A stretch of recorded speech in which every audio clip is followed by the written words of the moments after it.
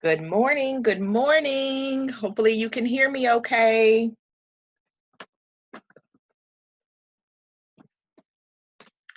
How's everybody doing today? Just setting up our live stream on Facebook, so waiting for that to go through. Make sure it's live. Oh, there it goes.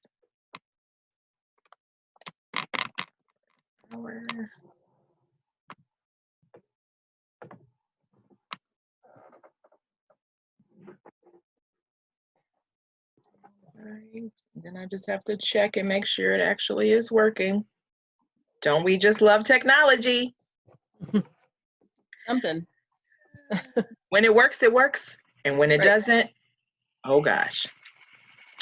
All right, so as usual, I have officially muted everyone. Welcome to all of you. You know, you are always welcome to unmute yourself if you have a question or something that you want to say. And as always, we have our chat box that you can use, and I will make sure I'm checking that periodically. Want to start today by asking what you are hopeful or excited about today. So what are you hopeful or excited about? And you can put that in the chat box, or if you are so inclined to unmute, let me know. And that way we'll give everybody a little bit of a chance to hop on. Great, we are live and everything is good. So what are you excited about or hopeful about, or even just like anticipating? You're excited that it's Friday. Nothing wrong with that. I was hoping it was going to be a nice day, but I'm excited that we don't have snow. So I'm originally from South Bend, and it is apparently snowing up there like it's December. And I know that we were supposed to have had snow here in Zionsville where I live now, and we don't have it. So I am excited that I looked out my window and there's just rain and not snow. So that is good. What else do we have in the comments here? Tracy's excited and grateful that families and students have been receptive to reaching out by phone. Awesome. That is something we're going to talk about today. So I'm glad that you are having some success with that. I'm going to keep peeking into the Facebook group just to keep an eye on that. But I'd love to start just by talking about some of the things that are working well. And we heard Tracy say that she is reaching out by phone, and that parents have been very receptive to that. So I definitely want to know what is working well right now, whether it be schedule-wise, resources-wise, activities that you've been able to do. Just let's get a round robin of things that are working well. And I'm going to tell you a little bit about what we plan to do today, if we can hit all of them. So my goal for today is to talk about 3 things, which is a little bit of time blocking, so that you are clear about your schedule. And it's also a good kind of precursor to what some of your students might need to hear from you in terms of how to schedule themselves. So I'm going to talk about it for us as adults, and you can pass that on to staff members, but they might also want to share it with students. We'll talk about some of the low-tech tools that I am recommending for those of you who have families who have limited access to electronics, or maybe you've got a family that's sharing in electronics. And then we're going to talk a little bit about stress and anxiety. And I'll share, let me share this blog post too. I came up with a blog post about what to do when your students are not doing their e-learning, because I know that is a big thing that is going on right now. And I'd love to hear in the comments too, and I'm going to scroll back through the comments in a second and read some of those off. But I'd love to hear what your schools have decided to do about 4th quarter grades, because I'm hearing all kinds of spectrum of things. So I'm hearing some schools are just treating this like it's a regular school time. And if you pass, you pass, and if you fail, you fail. I'm hearing some schools are completely ignoring 4th quarter grades. They're just going to keep kind of supporting kids, but not really counting these things. And then I'm hearing some schools are saying, like, we're going to give it kind of in the middle, which is if you improve your grades, great. But if they go down, we're not going to penalize you. So I'd love to hear what your individual schools have kind of what directives have kind of given on how to address this fourth quarter. So Lisa says she's excited to see that students and families have been watching the video she's posting. Yes, isn't it nice when they like actually use something you share? It makes you feel like you didn't waste your time. So I love that. I love that. So and I'm also going to do something. So with my coaching clients, typically when I do group coaching, I have something called the spotlight moment. So if anyone wants a spotlight moment, I'll let you know what that is. It's basically, as we're going through these different topics, if there's something specifically that you say, hey, I'd love to talk, I have a problem specifically related to that topic, and you'd like to kind of what we call get on the hot seat, but I call spotlight because that's a little more friendly. We'll kind of talk through your problem, real life. I always say don't use any identifying information for students and families because these calls are recorded and they are shared with literally people across the world. But give a false name and as many details as you feel are necessary, and we can kind of process through that problem right here with the group, because we literally have people from across the globe that have access to this. So things that might be new to us are not new to other people, and so I like to share and collaborate. So if you feel like there's something you want to have a spotlight moment on, whether it's hey, I've got a really good suggestion for that, or I definitely want support with that, make sure that you chime in for that. So as we talk today, I want to start today first of all talking about time blocking. So how many of you would say that you have already used time blocking, or you kind of know what it is, or you have an understanding of it? Give me a thumbs up in the chat or a head nod if you are on video, if you understand or have used time blocking before. No one. Okay, so great. I like time blocking, and first of all, you do know how to time block. It's just usually the blocks are made for you. So we as educators have been using time blocking, especially if you are like a middle school or a high school level, you completely understand blocking of your time. It's basically just saying this chunk of time is used for something in this category. And you give yourself a general, you look at what you generally need to get done, and you give yourself a period of time in which to get that done, and you get done what you can within that period of time. Time blocking works better when you kind of decide what the categories that you want to cover in advance are, and when you make your schedule based upon the best ways for you to work. So the important thing that I want us to think about today is, what are those blocks that we need to schedule for ourselves, right?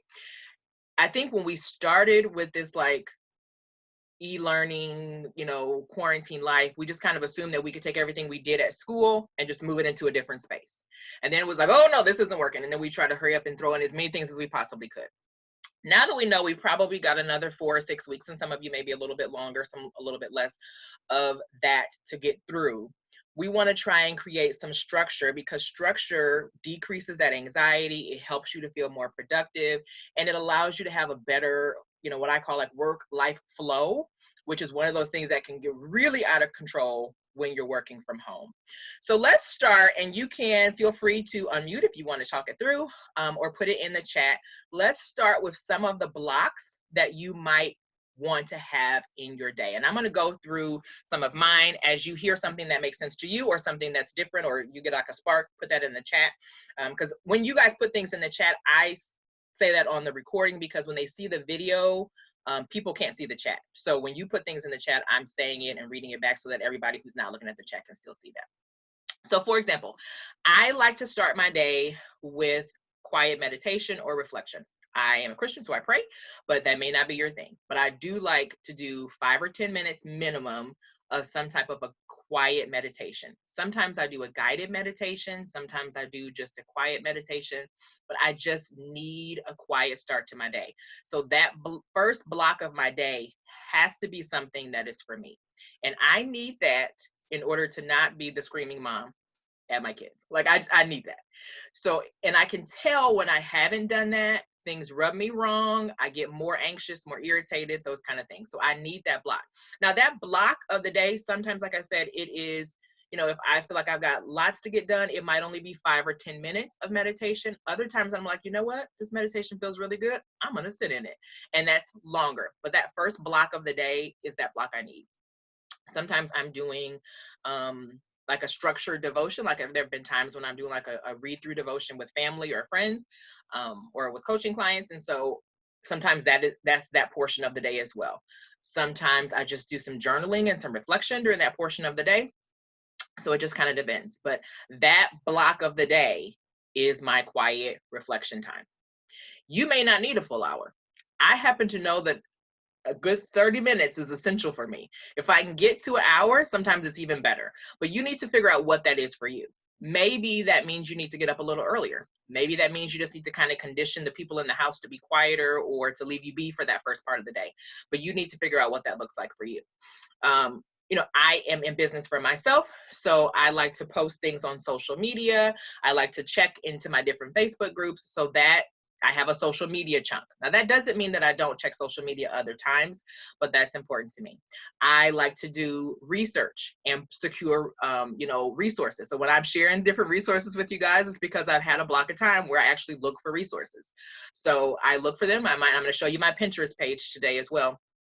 I might pin them to Pinterest, and then I will go and that, I kind of, when I send out those emails and say, so what do you guys need? What's going on? I'll just go back to those resources and say, okay, I had 3 or 4 people who were interested in this. This is what I'm sharing this week. So then that helps me to know, so I get some direction with what I'm giving, as opposed to now like, oh my God, I don't know what to do. What am I going to do? I don't know. This gives me some direction.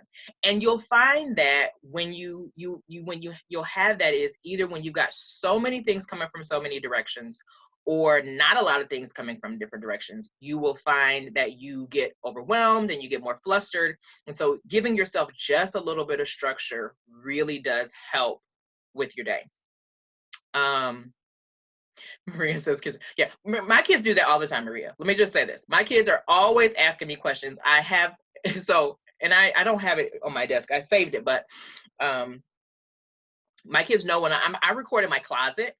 So that's the quietest place in my house. So my kids will occasionally slip a note underneath my door to say, can I use your bathroom if I don't flush, or whatever the case may be. And it's like, seriously, guys, if the house is not on fire, do not bother me. So no worries, whatever. But that's, like my kids are used to this. I've worked from home for a long time. And so my kids are a little bit older and they understand that. And for the most part, it's okay. But it gets a little bit slipperier if you like live and work in the same district. And so like your kids might, you might be trying to talk to somebody that you have as a student, but it's somebody your kid knows. So there's definitely places for that. But I think time blocking helps you with your kids as well. So you can kind of say, during this chunk of time, mommy's going to be unavailable. Beforehand, you can ask me whatever you need. After, you can ask me whatever you need. And I usually will say, like, beforehand, let me be really, really present with you. And then after, we can have something fun to do so that they really leave me alone during that chunk of time. But you got to know what you want to do during that chunk of time to be as productive as you possibly can. And that just kind of helps you with your mindset. So what are some of the things that you feel like you need a time block for right now?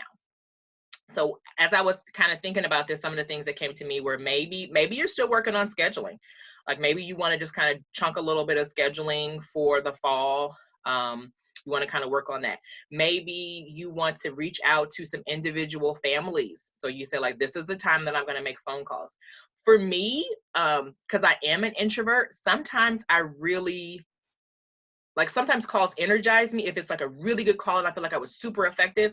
Other times when I know the other person on the other end is going to need a lot from me, calls drain me. So it's like it just kind of takes my energy down. So I chunk my time so that I make sure I have what I need, right?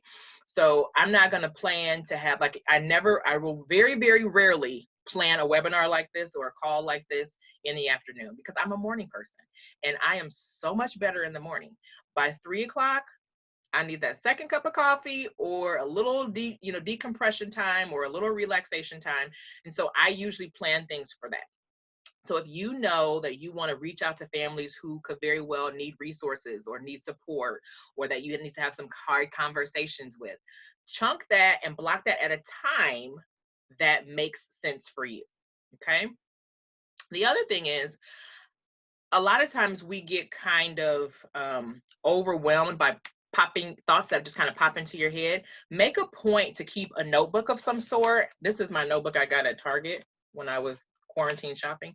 It was supposed to be a wedding planner, but I'm not getting married. So, but it was super cute. It's like a hardbound journal, right? And I just ripped out the pages that said they were for the wedding, and it's just basically a notebook. So I keep this, and I have a running to-do list, and I just kind of go through that. So you can create a page for each block of your time. And then when it comes to that time, you would just go back and say like, oh, I'm going to start working my way down the list. That way you don't feel like you're getting behind or that you're missing things or that you're not keeping up on everything. So I would definitely maybe have a block for calling people. I might have a block for checking in with staff members. I'm hearing a lot of people talking about staff members who are, really have low morale right now. Maybe either they're stressed or they're just uncomfortable or they're unhappy, or I hear a lot from educators who are also moms, and they're trying to do their job well for their students and not be a failure at homeschool mom. So I'm hearing a lot of people in that kind of overlapping category that are really stressed and their morale is low. So maybe you just make a point to check in on a staff member once a day or once a week. So how do I do this? I like paper calendars. So I have my planner here, and if I really feel like I need some structure to my day, I'll actually go through and plan it out on my planner. If you use a Google Calendar, you can do the same thing. You can open up your calendar and say like, hey, anybody who wants to add anything to my calendar, this is my block for anybody who wants to talk to me. Just send me a meeting request during this time and it'll be automatically approved, those kind of things. So you can do it on paper, you can do it on the calendar, but just come up with what are those categories that either every day or every week you need to make, you are sure you want to get done, and then decide how much time you can give to that. Some people, and this really is kind of a personal preference, some people do much better structuring their days. Like maybe I do something on Monday, Wednesday, Friday, then the next time I do it on Tuesday or Thursday, like they structure so they don't have to do the same thing every day. I know that was probably one of my favorite things being a school counselor, is that there was definitely different things that would pop up every day, and it didn't feel like the same old. You're stuck in the house right now, you're safe in the house right now, but you're not getting necessarily a lot of variety. So maybe you want to do that where, Monday and Wednesday is this and Tuesday and Thursday is that. And then Friday's your fun day, or Friday's your light day or whatever. My kids' school, and I don't know if your schools are doing that right now, my kids' school is doing where they have e-learning Monday through Thursday and every Friday's off. So they know that if they get through Thursday, that they don't have any assignments that are due on Friday. So if they have to catch up things, they can catch up on Friday. So they have that kind of extension. I like that. I don't know if your schools are doing that, but I would definitely recommend, if they aren't doing that, that would be a really good way to help kids. So when you're talking to students about how to do that, that's the conversation I would be having. Especially your kiddos who have executive functioning issues, they are not going to be able to say, oh, sure, I'm going to get up at 7 and I'm going to play Xbox for exactly 65 minutes and I'm going to go ahead and do this. They're just not going to be able to do that. What it's like for them is, oh, look, it's summer and I have all these reasons not to do anything at all, right? So that may be one of those things that you need to do with them. That's an intervention that you really need to do them. It's just saying like, hey, I'm going to help you create a schedule and be realistic with it. So when they say, oh yeah, I can do lessons from 9 to 2, you can look at them and say, you didn't get any assignments done last week. How realistic is it that you're going to spend 5 hours every day doing your lessons? Or could we maybe do like an hour and then a break, or 90 minutes and then a break? Could you do it that way? They may not be even realizing that that's a possibility. They may be thinking that, I either am going to sit all the way down and get everything done all at one time, or I'm just not going to do it at all. They may need you to help them create a time block. And so I've downloaded a couple PDFs to see. I haven't found one that I love exactly. I don't know if I might end up creating one, but I'll share with you if I decide to come up with one that you could share with the kiddos or even with staff members. But it really is very simple to do, whether you just use a regular, like Word document that's a calendar and show them how to highlight it, or you use an Excel spreadsheet and just kind of put the timeline in there. It doesn't have to be super fancy. It just needs to give them some type of visual representation. You can also do the same thing just by looking at your phone. Like your phone will let you schedule things, and certain views of your cell phone calendar will show you, like it'll actually show it's busy or what have you. So that might help them as well. So that's kind of one of the things that I like to do is time blocking. So I will typically time block, like this is, home time, family time, me time, work time, all those different kinds of things, client time. So kind of make those blocks and make that make sense for you, and work as much as you can with your natural rhythms. Don't try and force yourself. I know you can't always control what schedule you work. But now let's look for a perk in working from home. Maybe you can, hey, I never wanted to get up at 6 a.m. So maybe I'm going to start at 8, but I'm going to be available till 5:30. Work with your schedule, right? Don't work against that. We've got to be a little bit more gentle with ourselves. And that's one of those things that you can kind of do. Okay, so Lisa says family calls on 1 or 2 days a week. Good. Video lesson planning 1 day, creation and recording on 1 day. Excellent, excellent. I think that is really good too, because if you've ever if you come up with a big project and it's overwhelming, and then you don't complete it, you sit down at the end of the day, you think, what did I accomplish with my day? I accomplished nothing. But if you break it down into smaller pieces, just emotionally, it feels better. And so you say like, oh, I did all my research. I know exactly what I'm going to record tomorrow. Great. You get up, you're ready to roll. You get your makeup done, whatever, and you go ahead and get started. Then you feel more productive. And I think that just emotionally helps you feel better. Okay. So then I was going to talk about low tech tools. So I came up with a couple ideas. And I think some of you guys are already using some of these, but I definitely want to share a few. So the first one was just to call families. So I hear that you're doing that. I am a firm believer in a quick phone call. Keep in mind, and this is one of the things that I've kind of shared in some of the groups that I'm in, keep in mind that this is not everyone is providing the same resources to families. So this is the time of the month where a lot of the families, if they have a cell phone with a limited minute plan, they might be starting to run low on minutes. They might be starting to run low on text messages. So it may not be that they don't want to call you or that they won't call you. Most of them have more access to text messages than they do actual minutes. If they have if you have a lot of families that have those, they used to call them Obama phones, they have those, phones that are, you get free, or they're very low cost. They are very limited in what they can actually access with those. I know that a lot of the Wi-Fi providers were offering families different plans that they could get free or low cost internet, but my understanding is that those were you had to be approved for that, and you also had to have never owed them any money. So if you had previously had, say for instance, you previously had Comcast and you left owing them a bill, you couldn't get that program. So if you have made a decision to just not have internet, now to now get that back may not be an option. So they might still be working off of their cell phones or what have you. So call families, but don't be upset if they don't call you back. Just call, leave that message as briefly as you can. If you're going to leave a voicemail, leave that message as briefly as you can. But that's a good one. Texting families is another one. Now I have used the Remind app and those different things. Skipio is another app you can use. I think you can have 250 people free on that, the Skipio app. That will let you text, and that will let you text people in bulk and in individual. I would still probably keep it more keep my information more general if I was going to use a blanket app like that, because you don't have as much control. There's more spam or scammer activity right now. So any of these websites where it gives blanket email, I still would use more private, more general information. Most of them have an option where you could privately text someone or text one number. I still, if I was going to use one of these blanket apps, I would still be using more general information, just because these scammers work on overtime right now, guys. So I would just be more careful about that. I love, if you're going to use email, to add a text with it, right? So if you're going to email someone, text to let them know, hey, check your email.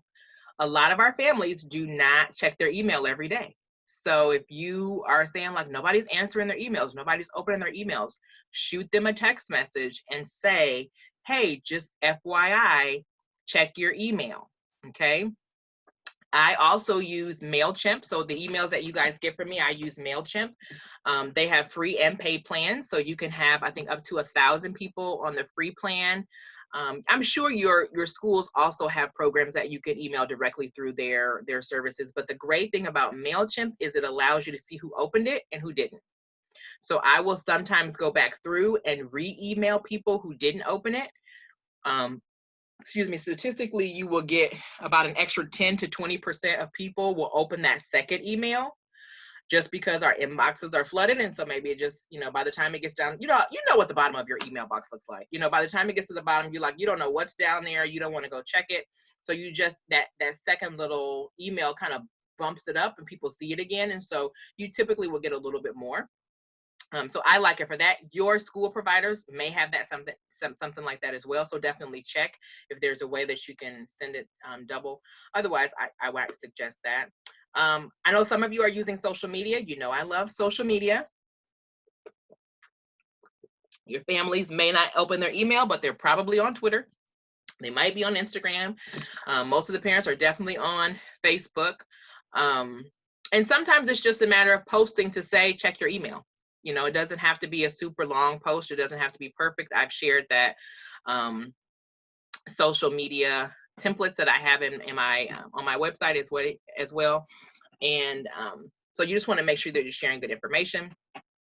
So Tracy says guidance counselors at our school are using Google Voice. Yep. And they can actually select your phone number with a local prefix. So it's a more familiar number. Families can call you back on that number. You can make calls from that number, but the number shows up as a Google Voice number and you can text. That was actually on my list as well. That is a good one. And I've actually seen a couple people saying that they are getting really good results with doing a call that turns into a text message using Google Voice. So that is a really good one. And again, it's all about diversifying your communication with as little work as possible for you. So definitely recommend that. I have seen some people mailing postcards. So if you have a little bit of money in your budget, mailing postcards is a great one. You can mail letters too if you want to, but just mailing a postcard, say, hey, I'm thinking about you. Here's a couple of resources in the community. Here's when I'm going to be having coffee with the counselor hour. Here's when I'm going to be available to chat online. Here's my my Zoom link, what have you. Here's my Google number to text me. Those are the things that you might put on a postcard. And then a voice note. I don't know how many of you use voice notes. If you if you are communicating, like and this is if you have a cell phone that you use for work, which you may or may not. I like, instead of just sending a standard text message, to use a voice note. People tend to like that a little bit better. It feels a little bit more personal. You can also do freeconferencecall.com. That is a website. It is totally free. You can actually set up a recorded line that gives out information, right? So you can set it up to where you say, the week of April 15th, here are the food pantry hours, or the week of April 15th, here are my working hours. You can make it like a general recording that is, like, hey, here's the coping skill of the day or what have you. But that is a number that people can call in and get information that's on a recorded line, and that is free to use as well. So those are things like if you say like they're not answering their emails, they're not logging in, those are just some ways that you can kind of communicate with them. Cami says Google Voice works perfectly great, and Lisa is using that as well. Good. And then the other thing is make sure that you're not just talking to parents about what you want from them, but also make sure that you're asking them what they need. So whether you're using SurveyMonkey to do that or a Google document where they can kind of do like a Google survey, make sure that you're asking them just some basic questions and keep it nice and simple. I like things that have like a quick little rating scale or a yes or a no, or would you like me to call you? Those kind of things. You'll be surprised that if you were to like text a survey link to somebody that they could quickly click, you probably would get better responses than waiting for them to call you to say what they need, right? So that's just one of those ways that you can do that. You can also set up most Google surveys, kind of things to collect email addresses or to collect a phone number so that it's kind of automatically asking for that. But those are the things that you can kind of do in terms of low tech. So does anybody have any other low tech / no tech options that you have seen to work really, really well?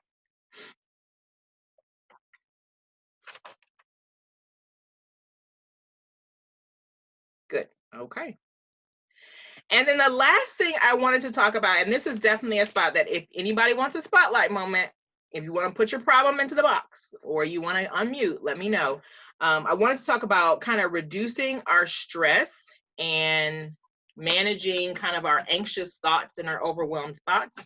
I've heard from a couple people who said they really feel kind of stuck right now, like they're just overwhelmed and they find their thoughts just kind of racing down a rabbit hole and they don't know how to pull it back and be functional. And so, that is a really exhausting place to be. When you feel like your mind is just, your body's still, but your mind is racing, it can be really exhausting.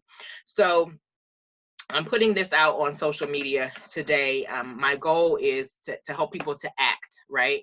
And so that's a little acronym. We love our acronyms in education. So number 1 is awareness. So the A is for awareness.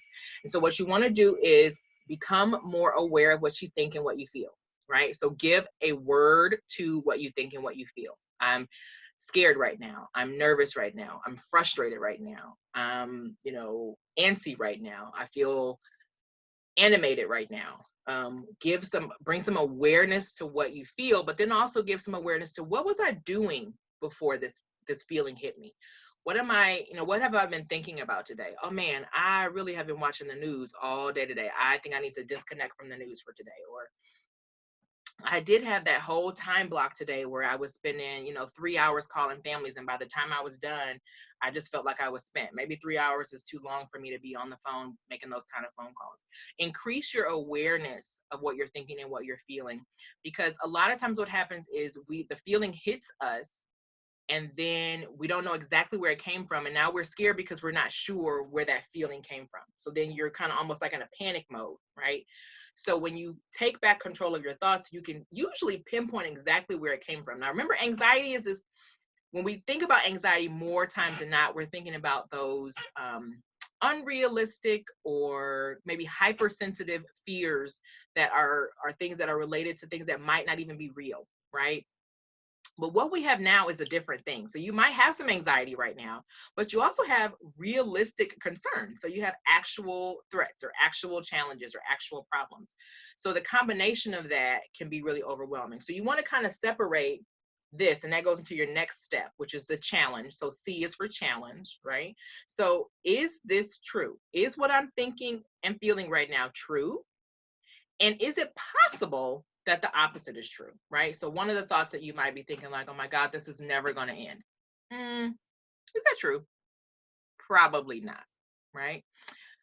So is there any evidence? Do I have any facts to believe that this is probably not true? Okay, well, this hasn't happened to me previously, but it has happened before. And if I look, across the countries that have experienced this, they really 30, 60, 90 days and things kind of started to settle back down. So it may last longer than I want, but this is never going to end is probably not a true statement. So you challenge those thoughts. We might also call that like reframing our thoughts, right?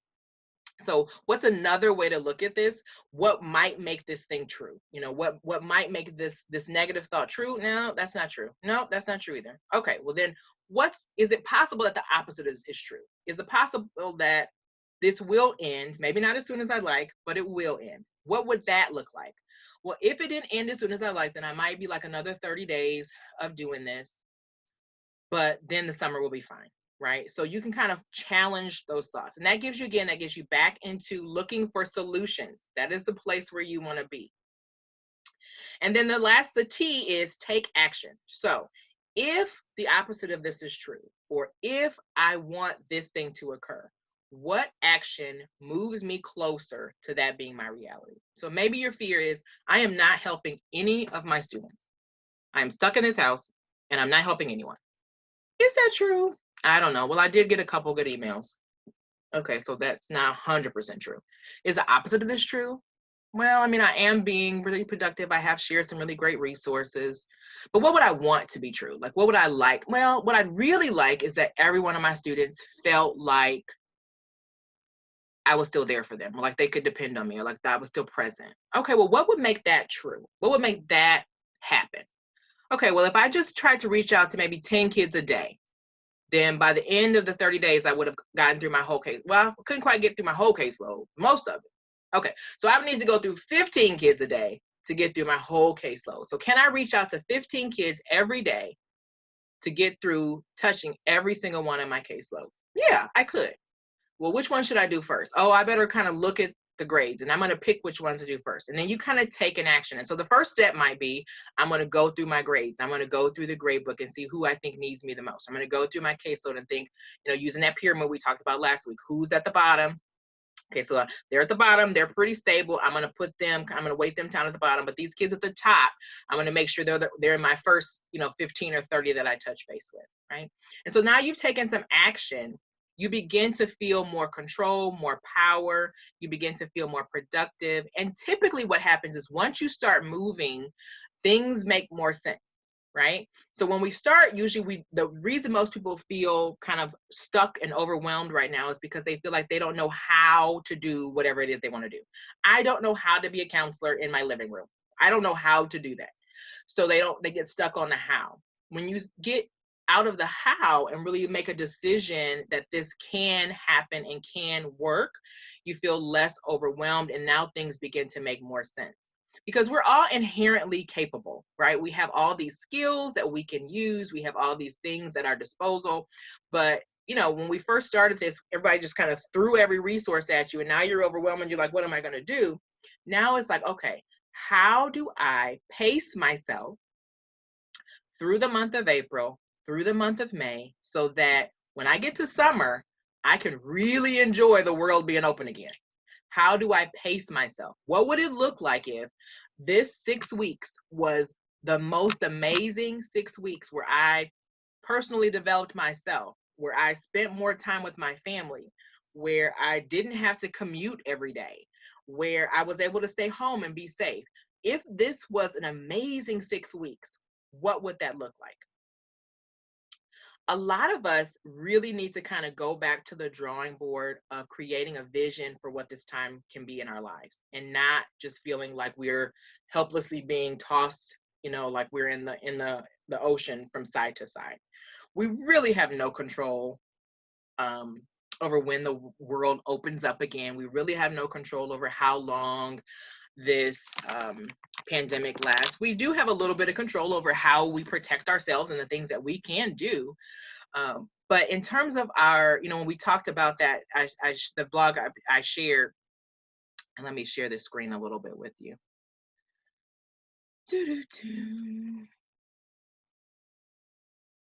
This is the blog that I put into the comments. I shared this blog. So this is this is Maslow's hierarchy of needs. So it's basic. We're down here, right?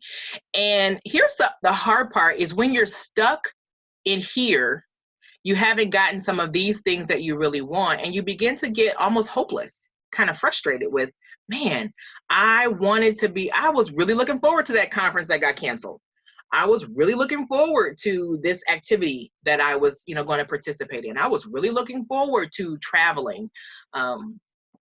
So don't stop dreaming. Don't stop hoping. Don't stop thinking about your life. 2020 is not over, and things may be different. And we may have to make some adjustments, but don't feel like your life is over. We are in quarantine, so our current reality is different, but that doesn't mean that our life is over. And so, take some actions towards what you actually want to, have occur. And that usually will naturally kind of reduce your stress, right? So that will make you feel less anxious overall. That will also make you feel less frustrated overall. Does that make sense, guys? Okay. So the other thing I was going to share was my Pinterest page, because I want to make sure that you kind of see if you're not following me on Pinterest, feel free to do that. But I wanted to kind of show you how I find things that I share with families or even what I share with you guys. So let's see here. Okay. Down. All right. So can you all see this? You should be looking at my Pinterest page here. So here are the kind of things I would love to see you guys sharing with families. So this is like, I thought this was really cute. That's like a little, put some sprinkles in a bag and do your, you know, write your letters, write your numbers. That's a really simple little activity. If you were to do, like if I was going to make a video for somebody, I might do just a video of that, right? So it's a nice little simple thing like, hey mom, if you want to put the kids next to you while you're making dinner, this is a great way, you know, to get the kids active and engaged without having them be underfoot. Let's see what else we have here.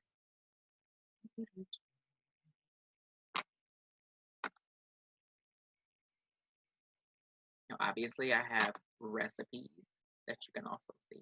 Who is not tired of cooking right now? Let's see here.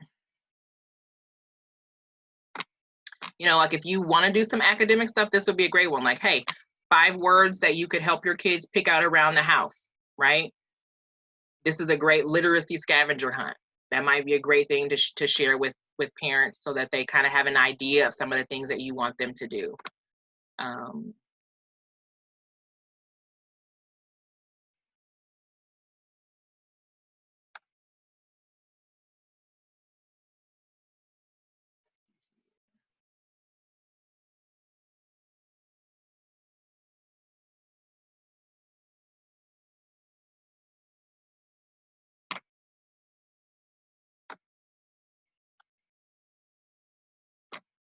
A lot of parents right now don't know about scheduling like routines for their kids. So helping them kind of think through what might be some routines to have at home, it would be a great one. That might be something you can kind of share in a quick text message or a quick email. Let's see. A lot of parents are, you know, that struggled with an hour's worth of homework and are trying to do e-learning really need some semi-classroom management stuff they need to work on. So that'd be some things to kind of help. I've got some tips here for like if you got anxious kids, there's some, you know, some things. So the way I would share that is I might share like, you know, 3 tips to help. I don't usually share like 10 tips with a parent, you know, like that's kind of overwhelming. So I might say like 3 things you can do today if your child is, you know, having more meltdowns, right? Or 3 things to do today if your kid seems more anxious, those kind of things. So share those kind of things with them. So, and you can totally set. So the other thing I have done, and I can kind of show you. So I have multiple boards, and you can actually on Pinterest set up like a private board. So you can set up a board of stuff that's just for your family, or you can set up a board that's specifically for your students or your staff members. My 13-year-old actually likes Pinterest, so you know some kids would like that. But those are just some things that you can kind of do. If like finding resources is one of those things that's on your block schedule, I would just create a tab, you know, create a board for specifically that, and that will help you with that as well. Okay, so we are about to wrap up here. Does anybody have any questions or comments? If you're noticing, like I said, if you're noticing that your staff is feeling more stressed, I would definitely share that little acronym with them. But I really like the idea. I've seen people doing some really fun little Zooms, you know, kind of like a happy hour Zoom, you know, or I have a former colleague who's doing like themed Zooms. So it's like 5 or 6 educators that get together. It's like a small group. And so this past week they dressed up like Disney characters and, you know, just do, you know, find stress relieving ways to keep the connection strong. So if you're noticing a lot of that, I would definitely look at that. But again, don't be afraid to just call and say, how are you? No, not calling to talk about kids. How are you? Because our first inclination is, oh my God, so-and-so this, so-and-so that. No. How are you? Are you okay? What do you need? You know, and again, I would block those in a way that makes sense for you because you are not you are not holding up the universe, right? You're still a human being. So make sure that you block that in a way that makes sense for you. But checking in on staff is a great one.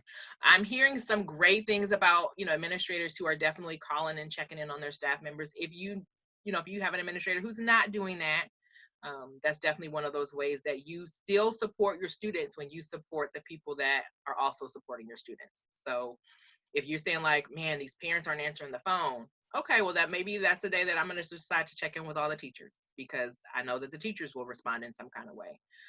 So anything that you can do, we think about this as a cycle, right? So anything that we can do to plant a seed, to water a seed, or to provide, fertilizer and stabilization for a seed is a great thing. So sometimes you can plant it directly in the student. Sometimes you have to plant it in the parent. Sometimes you plant it in the teacher. So whatever you have to do that, just make sure that you're doing that. All right. Okay, so hopefully you guys are having a great day. I think we'll probably do another 1 or 2 of these calls. I don't know if we'll take them into May, but I think they definitely have been helpful for April. So definitely we'll kind of listen to hear back from what you guys think, if you feel like you still need it weekly, or maybe we could do it maybe every other week.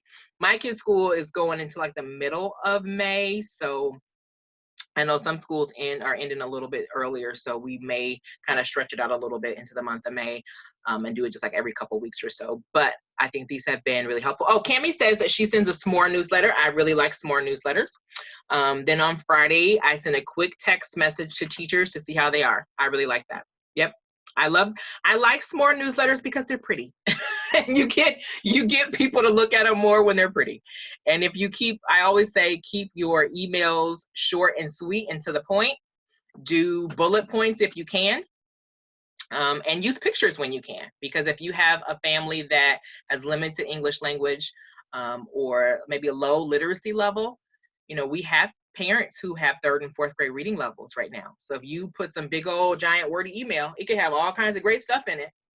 But if they can't read it, or if they struggle with reading or reading causes them anxiety, they're not going to open the email, or they're going to open it and they're going to quickly delete it, or they're going to open it and not look through it. So, put some pictures in there if you can. That's part of why I did that social media pack for you guys, because sometimes just having the picture will prompt them to look a little bit longer or think a little bit more about it. Or, maybe if I'm going to have to struggle through to read something, I can struggle through to read these 10 words as opposed to this paragraph. So, keep that in mind as well. And a lot of parents, I know we have a lot of parents, I'm in Indiana, so I know we have a lot of parents who are English language learners around here. I mean, really all over the country we have that, but I used to work in a building that was like 80% Spanish speaking families. So I used to actually do my s'more newsletter in English and in Spanish. So I definitely am always aware of that. A little concerned about that. If you use Google Translate, understand that Google Translate is a good option if you have nothing else, but it's not always accurate. So I was fortunate when I was in that building, that I had a slew of people I could go to and say, can you translate this for me? And get it translated correctly. I have used Google Translate, but if you have an actual human translate it, it's much better. So when in doubt, if you're like, it's Google Translate or nothing, go with Google Translate. But if you have an opportunity to have somebody who is a native speaker, it's so much better. So, and I know that, usually there is not an abundance of Spanish speaking. And sometimes you have a family that speaks a language that no one in your building speaks. So you really don't have any alternative other than to use Google Translate. So that is an alternative, but if possible. But again, and especially when you're talking about information that is general information, that's an amazing way to increase family engagement. If you have a family, if you've got 5 families that, speak a particular language and one is bilingual, to have that one say like, hey, I know you're really busy, but this is something that can be done, on Friday nights after the kids go to bed. Would you mind translating these things for me? That's a great way to get families engaged and supporting the community. And most of them will really be happy to do that as well. That's another kind of just a service project for kids. So if you have a student who has been translating for mom or dad since they were in the 4th grade, they could easily get some service hours by translating documents for you. So, keep your eyes open for unique ways to kind of to enhance community, right? So that's one of those ways it can do that. A Lego challenge. I need to hear about that, Cammie. What was the Lego challenge? Oh, I so need to know what the Lego challenge is. Guys, I have started doing a puzzle. I've started doing a puzzle this week, and I am not a puzzle person. So it's 1,000 pieces. Yes, Tracy, that is how I feel. But it's almost slightly addicting. Now it's like I maybe did them when I was really younger, but I probably haven't done a puzzle and I don't know how long. And it's oddly satisfying. Now I had so 3 of my 4 girls are home. My 4th is a grown up, and so she lives on her own. So having all of us around the table was not satisfying.